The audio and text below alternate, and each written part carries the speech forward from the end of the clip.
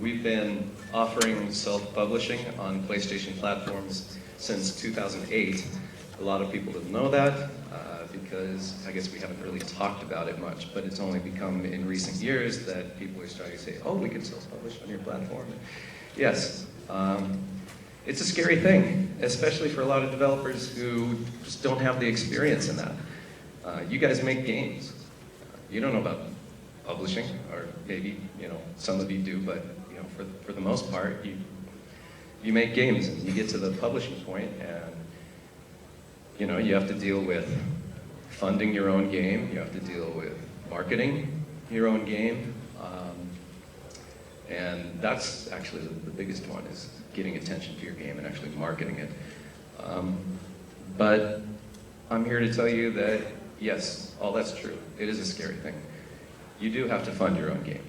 You do have to submit to the ESRB and to PEGI if you want to release worldwide. And you do have to prepare for QA, deal with the whole QA process. That being said, we have teams inside Sony that can help you with all this process. It makes it a lot less scary. And I mean, for example, marketing. Marketing, it used to be that you would have to pay, I don't know, a lot of money to get your game into a magazine or on TV, newspaper, whatever. That was kind of the only way to bring attention to your game. But with the internet now, I'm going to use the example. Retro City Rampage was created by V-Blank. V-Blank is one guy. One guy did the whole game and marketed it. Now, I'm going to guess everybody here knows what Retro City Rampage is. And the thing is, he didn't spend a dime on marketing. How does everybody know about that game? And that guy didn't spend any money on marketing. It's because you have this resource. You have independent blogs, you have these guys, you have indiegames.com, you have local websites and local blogs. You need to reach out to these guys, and you need to do it early. You need to do it 6 months in advance. You can't build your game and ready to release it and say, oh, we have to market it now, because it's too late then. You need to start early. You need to start building awareness. Talk to these guys, send an email, tell them a little bit about your game, include a short video. If they don't respond, wait a couple of weeks, send it back. They get a lot of emails. Send, hey, did you check out my game last time? Here's the video again. Don't be pushy, don't be aggressive, but just be a little persistent. And even with the smaller blogs, if your game's interesting, and the list of games I talked about earlier that kind of get me excited, they're going to get these guys excited, and they're going to want to talk to you. They're more interested in talking to you than they are in talking to Activision or EA that's going to give them the safe story that, oh yeah, I worked with this platform and that platform and everything's great, ah-di-da. No, they want to talk to the guy who says, fuck those guys. They didn't give me any help, screw them, and these guys are good, and they want that story, that drama, and that's what they're going to get from you guys. And you happen to be in a really good position right now because the spotlight is really starting to shine on Latin America. It's been largely ignored, and that's changing now. People are saying, hey, look, there's all this talent down there. We didn't know it was down there. We need to pay attention to it. So you can be those first guys that, hey, there's this independent team out of Argentina that's doing this cool game for this platform, and they're coming to console, and we want to talk to them. We want to see their game. And then, when you're making the videos, when you send these videos, this is something that's, is kind of important. Show gameplay. With the storyline and stuff like that, you can include that in maybe the body of the email. But if your story is about a princess who was kidnapped by some crazy dinosaur king and you're a plumber who's going to rescue her, everybody's heard that story. And to be brutally honest that 15 or 30-second flash animation at the beginning of your trailer, nobody cares about it. If you show that to one of these websites, they're going to just either skip that or not just turn off your video. So you really want to show gameplay. I mean, just gameplay, gameplay, only gameplay. Make a video, it begins with gameplay and ends with gameplay.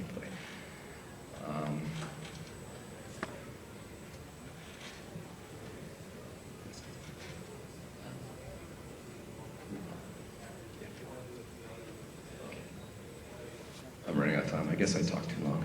Sorry. I'll go quickly. Also with marketing, I want to continue on a little bit about that.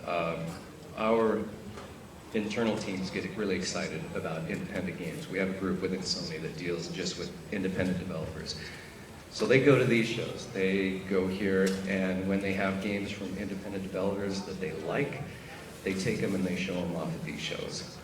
If you saw our E3 press conferences last year, we had several independent developers on stage. That's a first, and it was really an outreach. The video that I showed at the beginning of this is independent developers from Latin America. We're showing that to the media. So those are other co-marketing opportunities that have. So to get back to the marketing, it's not really that expensive anymore. You can do it on little to no budget, and you just need to find the opportunities, and you need to start doing it early. PlayStation Blog is another area that we market at, and okay, I'm almost done. So how do you become an incubator? I'm sure that's the big question. Well, first you need a legally registered company, and you need to have a permanent location with a static IP address, and you need to have a company email. You can contact me through Gmail, Yahoo kind of emails, but ultimately when you finally get signed up, you need to have a company email. You should have a good-sized team. I mentioned Retro City Rampage. It was one guy who did it, but that guy had come from a larger team. He'd been in the industry 15, 20 years or something, so he had a lot of experience behind it. When you're new, it's definitely helpful to have a bigger sized team. It's not a requirement. We'll certainly work with you. If you're 1, 2 people and you want to make a game, we'll work with you. But it helps to have more people that you can dedicate to certain areas. And then finally, you need time. I will talk to people today, and I'm certainly going to be available after this talk for anybody who wants to speak with me. And I can start the process of getting you signed up, but it usually takes about 2 months from beginning to end to get the process done and actually get development kits into your hand. And then you'll need time to explore our developer support website, watch the training videos, get familiar with the SDKs and stuff like that. And then time to ultimately market and get your game to QA and publish it and all that kind of stuff. So, I can't promise that your game's going to be a million seller or that it's going to do better on console than it would on Steam or iOS or something like that. I'm here to help you take those first steps, and the rest is up to you. And I wish you the best of luck. Again, my name's Mike Foster, and you can reach me at this email, and I'm here for any questions you have. Thank you for your time.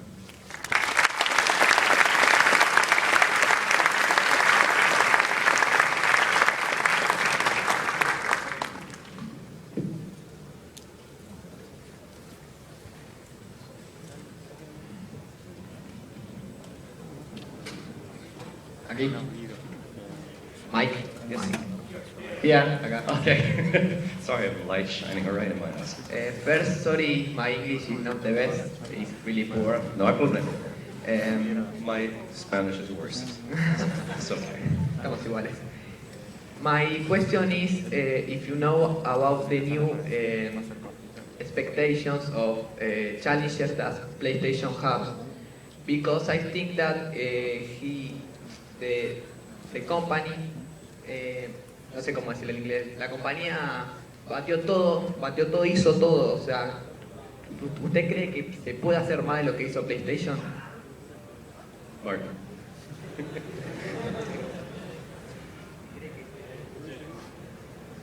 If you think that PlayStation can do more than it already did, is it possible for you? Just the system as a whole? Is it are you referring to the company as a whole? Or Like challenges that the company has in the future. They have in general a bigger challenge than they already accomplished, or? I mean, we're getting ready to launch a new system, right? It's going to launch in 2 weeks, and every time it's a challenge. There's a lot of positive press around PlayStation 4 right now, and PlayStation 3 we just recently started manufacturing in Manaus. So right now it's very exciting, and it looks like our future is going to be very good. We are reaching out again and supporting developers and stuff like that, and everything seems very positive. But a bottom line is, we, at least with PlayStation 4, we haven't sold a single physical piece of hardware yet. So we don't know what's going to happen. I mean, in 2 weeks, 3 weeks from now, when all the consoles are out there, we don't know. We can be cautiously optimistic, but we just don't know. But we're ready to face the challenges. It's one of the reasons there's a recognition that there needs to be support in Latin America, and it's one of the reasons I'm down here. Hello, Mike. Here, in front of you. Okay. Here.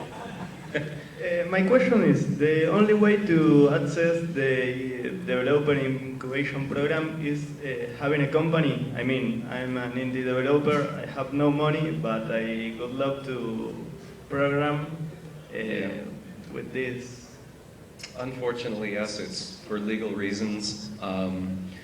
We have an NDA that's in place, a non-disclosure agreement, and it has to be with a recognized company. It protects you, it protects us. It's, if some kind of lawsuit comes your way, then you're protected behind your company and stuff like that. So unfortunately, yes, I'm sorry. Okay, and is there any way to try the SDK or something without being in the developer incubation program? I mean, to try to open my company in base of this. Right. Again, no, you do have to be registered for. It's all under NDA. So. Okay. Thanks. Sorry. Here. I'm gonna stand up. Here. Good night. Yeah. I wanted to know if there's any way that we could get into the incubation program with a whole college for all the students of a career to use it. We actually do that. Currently we have limited resources within the company dedicated to it, but we are rolling out an incubation program, it's an academia program. Yeah. The company I showed, Freaky Creations from Ecuador, they actually came from ESPOL, which is a college there in Ecuador.